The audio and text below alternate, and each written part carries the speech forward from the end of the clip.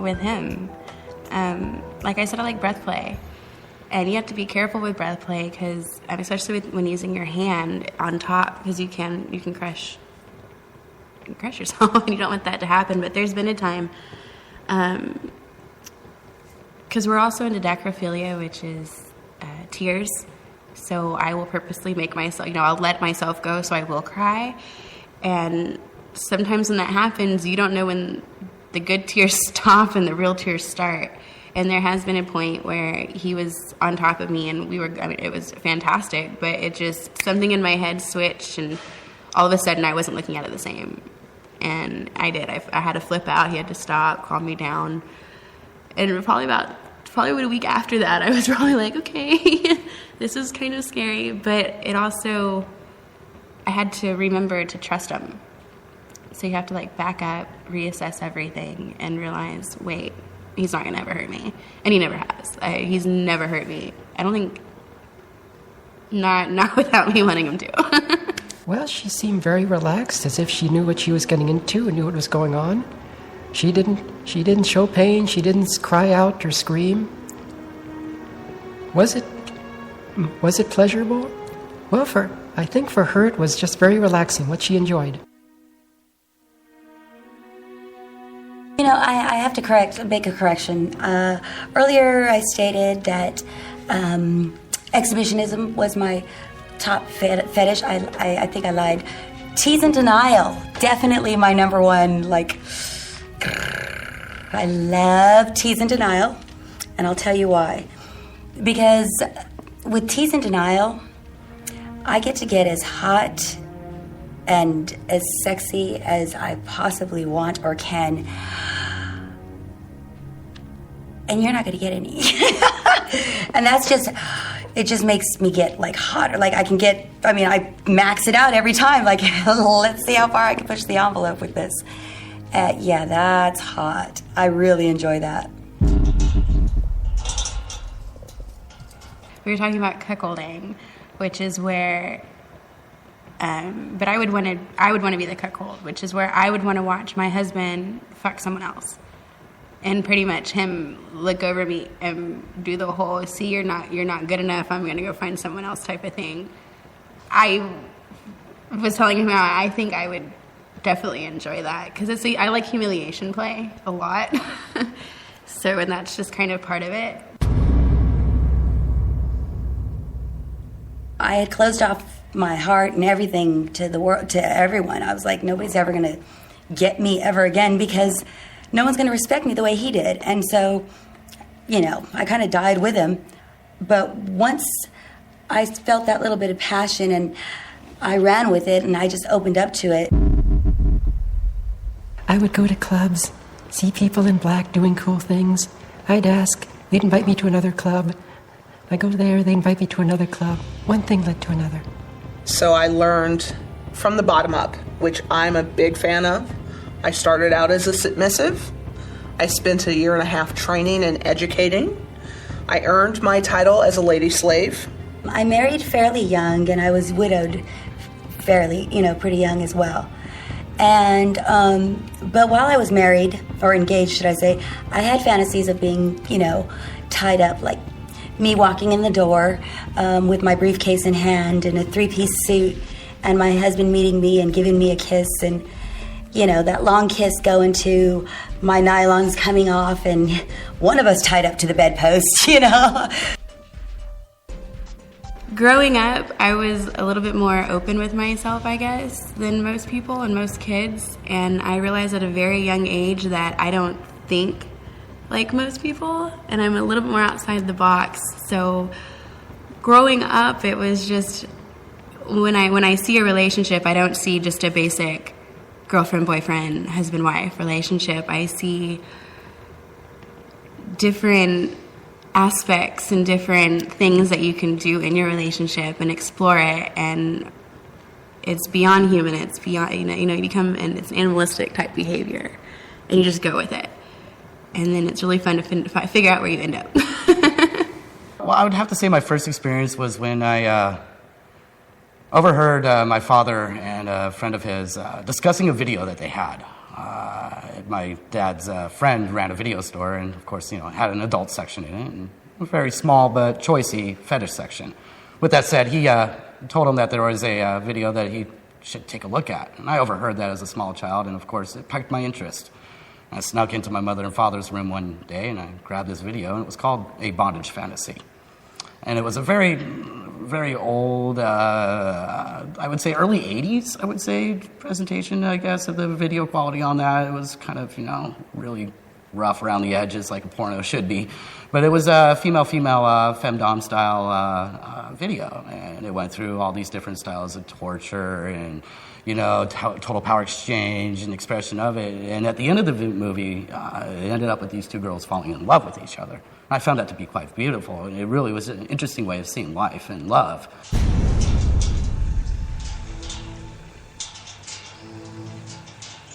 As far as I know, I'm one of the few people in the U.S. who has girls fly out and pay me for the sessions that they get.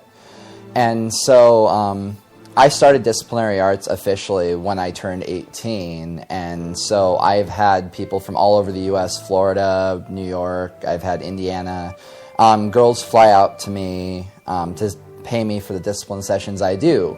And so coming with that, there are definitely, you run into a lot of people who aren't, who are in it for the wrong reasons. But then when I met him and we started to explore,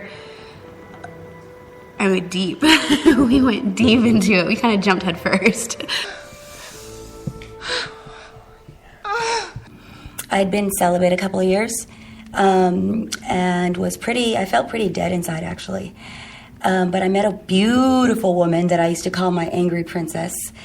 She introduced me to the wonderful world of kink. She was the first one to place a little leather slapper about yay big into my hand, and from that moment forward, the world will forever suffer. I grew up when parents actually spanked their children. You got the "if you do this again, I'm taking you out to the car" type of thing. I got with the belt, the wooden spoon, the hairbrush. Those were popular in my house. If you got in trouble, that's what you got hit with. But even now, when I'm playing and doing scenes, I can tell a difference. I got sober when I was 14 years old, and a few years later I got a job at a coffee shop. And this gentleman kept coming in, older gay man. And I noticed immediately his attention to detail. He came in every Wednesday, he sat in the same spot, he ordered the same thing. None of the other servers caught it, so I always waited on him. And I would see his car pull up, and by the time he got upstairs to the restaurant, and came through to the coffee shop, everything he wanted was on the table. He noticed my attention for detail and asked me if I was interested in learning how to catapult myself into a position in the world that I would always be happy in. I have people write me from all over the place asking for advice. I've had people tell me that I was the reason that they ended up saving their relationship and their marriage. I've had multiple times of that because people would watch my videos on Spanking Tube or Disciplinary Arts, and they would kind of see that this lifestyle isn't something to be ashamed of. I could really take a beating. The physical pain felt really, really good compared to the emotional that I was enduring. I wasn't really of the mold of what society should really push me into be, so I'm going to just simply be myself. And here I am today, and this is what I do. We actually met in Seattle I was doing pageants at the time, and my makeup artist was his ex-girlfriend from high school. And I ended up meeting, and we hit it off, and we were friends for a little bit, and then I can definitely say within our first few, week of interacting and being alone together, you saw the dynamic. Right away. It was incredible, and ever since, this was 5 years ago, and it feels like just yesterday I met him. Now, maybe once every 2 or 3 years, I'll really crave a nice physical romp. And fortunately, I'm in an environment where I have skilled professionals that are more than willing to, help me out in that if I ever need. So it's pretty good. Life is pretty good. My first time in the sub position, lying flat on my belly, completely naked, presenting my behind and my ass to my lover. It was something I had read about. I wasn't even sure I was doing it right, but it was a wonderful experience. I chose a sub over being a dom more for, I guess it became natural. It was more natural for me. I'm a very serving person. Now, there is a part of me that is, I'm not going to take any crap from you, but that's everybody. But I'm definitely more serving. 1950s housewife kind of meets slave style, I guess you can say, is the best way to put it. I found I was good at it. I enjoyed it. I found even the sub exerts an awful lot of control.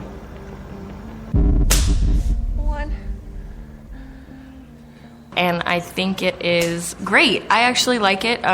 Being an adult performer, I got to take a different point of view on it. I'm glad that that fetishism and kink and taboo things are being exploited through art, because I think that art should be exploited. I really got in the book, definitely.